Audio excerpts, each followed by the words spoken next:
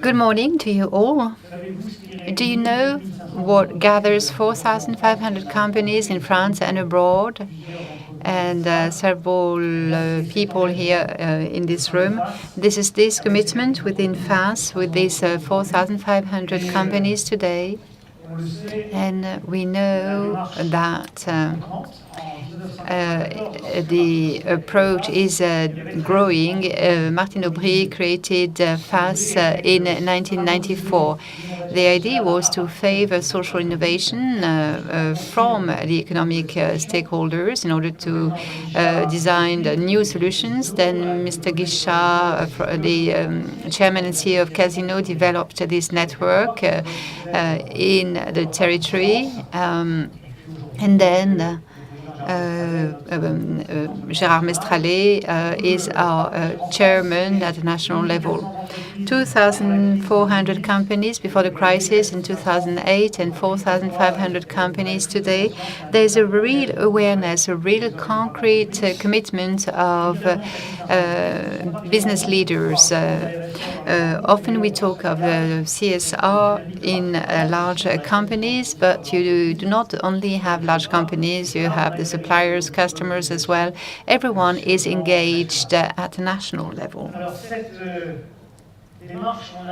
So let's look at this approach. We created the first indicator with social vision. It's a kind of dashboard with a lot of indicators. And we had a question. It's a survey, and we have not already published the outcome, but 80% of business leaders have strengthen their commitment, maintain or strengthen their commitment in spite of the crisis. And this is a real signal on positive economy.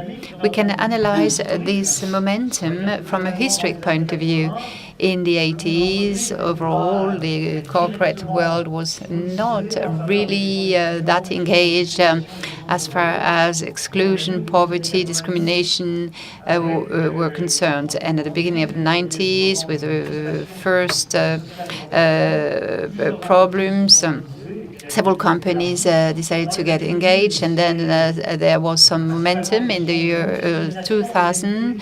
Issues of non-discrimination, poverty, equal opportunities with the European Union, and now the prevailing issues are poverty and precariousness, engaging the business leaders. This responsibility leads to commitments and actions. The company can bring about an added value to the society and play its role. So what does the company do in a society, and how is it legitimate? A company cannot play the role of the public authorities, but a human resource manager can say to jobless, your curriculum is not properly designed, or if you simulate an interview, if you proceed this way, I will never recruit you. So it is not playing the role of the Pôle emploi, of the job agency. We could say the same for a banker accompanying families having an over-indebtedness, or business managers helping a young creator in a poor district. So that's how we can be legitimate.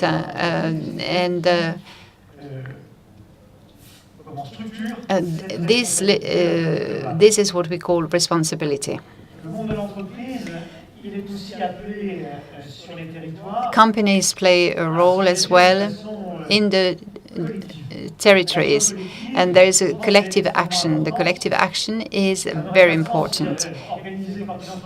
When a company organizes speed dating for jobs in one district on its own, it doesn't make sense. But altogether, small and large companies gathered on a single territory, that's good. So the collective action is absolutely essential in CSR. And that's what we try and do through these associations of local companies, Facero has 800 companies in the department. And here we create a real momentum, a real social engagement by companies on the territories. In this room, there are probably people engaged in collective sports. CSR collectively is stronger. It's not that easy to be committed from a social and societal point of view. And with this collective commitment, we can go further together with all stakeholders of each territory, because the company cannot act on its own. What matters here in this CSR momentum is the change for the recipients, be it the jobless, the excluded, poor worker. What matters is to change the situation of this person. What matters is not to be a think tank, but to have a concrete impact on people. And we see those changes on the recipients, but it is also a profit for the one giving to the others. It's this altruism is a real reward. People, companies engaging co-workers benefit from that as well. And with the young generation in particular, this is a strength for large companies. And when you have this societal responsibility within the company, it's a real change, positive economy, positive society. So it is a CSR, but a broader CSR.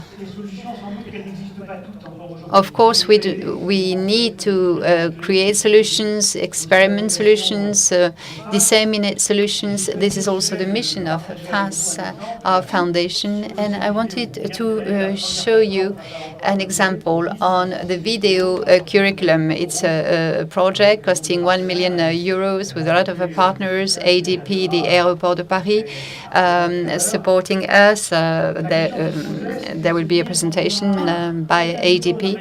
When there is no degree to put in your curriculum, no experience, what do you put? And this paper CV is sometimes very bad for young people, although we can find those young people talentful.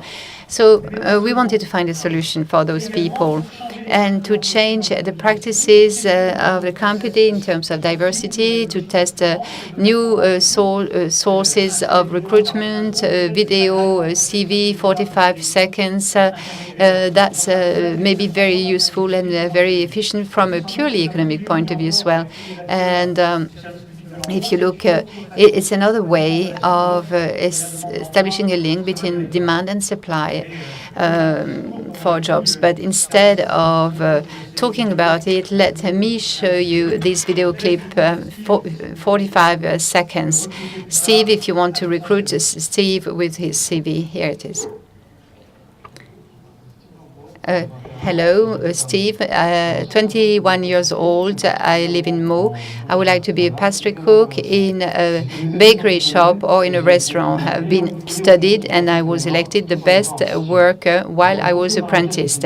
In the company where I had this apprenticeship, I was rigorous and therefore I got the trust of my manager. I could manage the teams thanks to the trust of my manager. I know the products well. I could give information to the customers. I could give them pieces of advice. I had interim missions in this field, but now I want to find a more stable job. If you want to have the best croissant, please contact me.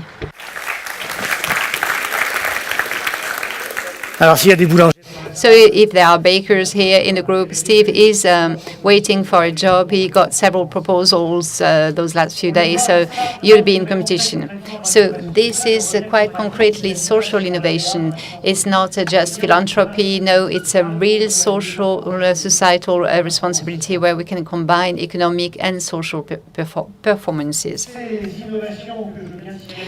Those innovations in terms of jobs can take place in all possible fields, and FAS I would like to have a critical size. Ashoka mentioned that companies cannot be engaged in one association, and public authorities cannot accompany a plethora of players. There is no hegemony of FAS. We're in a relationship with a lot of players and actions which are not necessarily supported by FAS, but we play this role of interface and in the territories when it is related to companies. So internally, we accompany the 4,500 companies in terms of diversity, jobs, pyramids. We accompany all dynamics of how having access to jobs for senior, for young people, inclusions through sports and so on, sponsorship. We do it at school.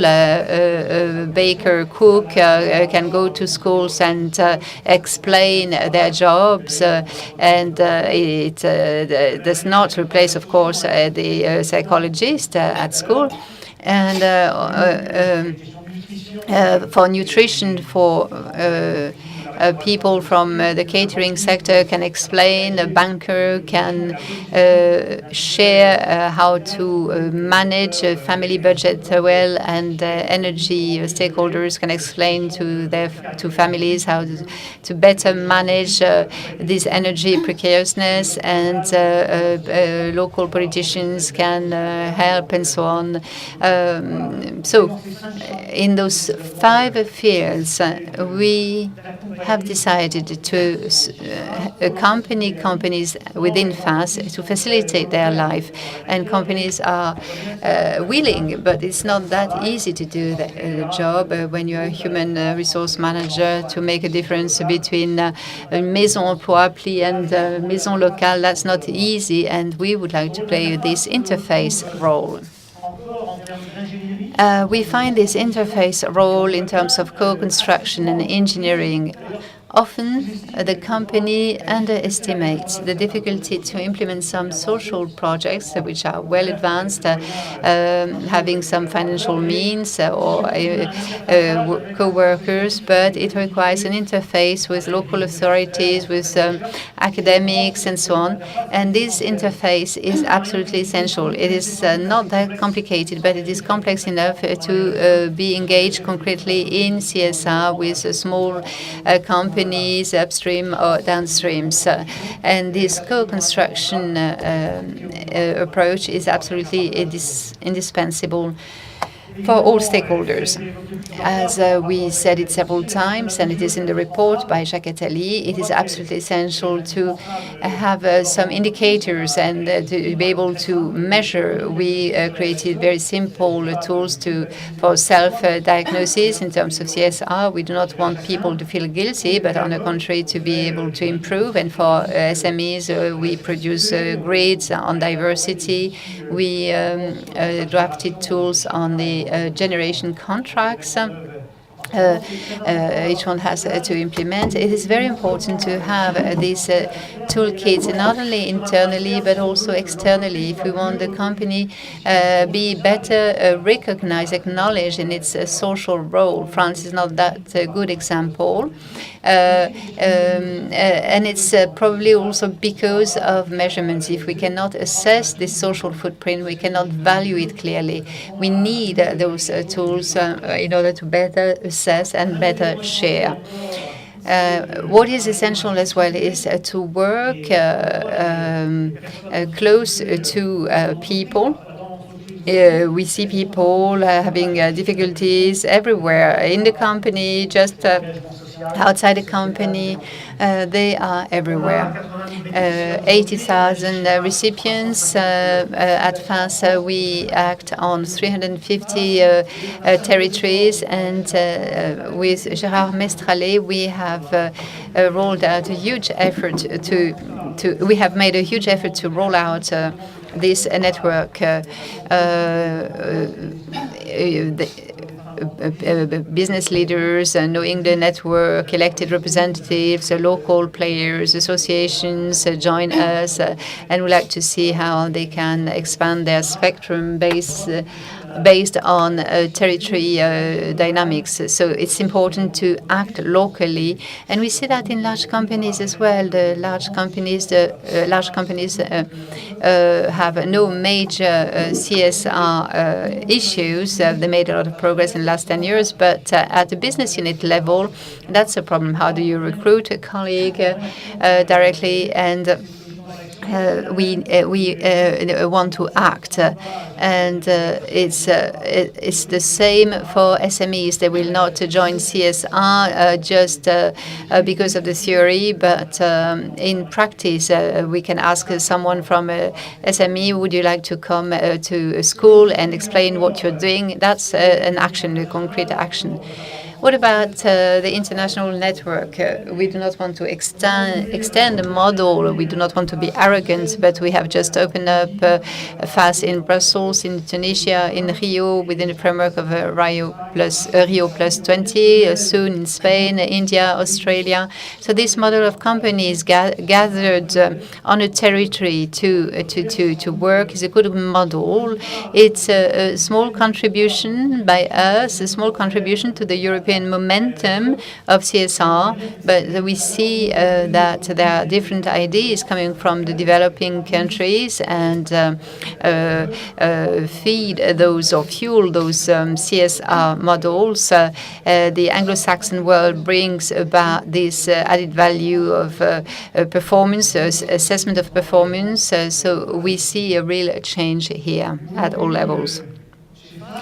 At FAS, we have the platform CSR was installed by our Prime Minister, and Gérard Mestralet at the end of the year will hand out proposals on this engagement by companies on society, especially for jobs for the youth. This is one of our main concerns, and I invite you to contribute. It's not a FAS report. We associate and we welcome all partners, all colleagues doing an excellent work in that field. And that's how we'll be able to transform society, public opinion, and have a better coordination between all those stakeholders. So we need this convergence in order to have 1 and plus 1 equals 3. Final word. That's interesting to see academics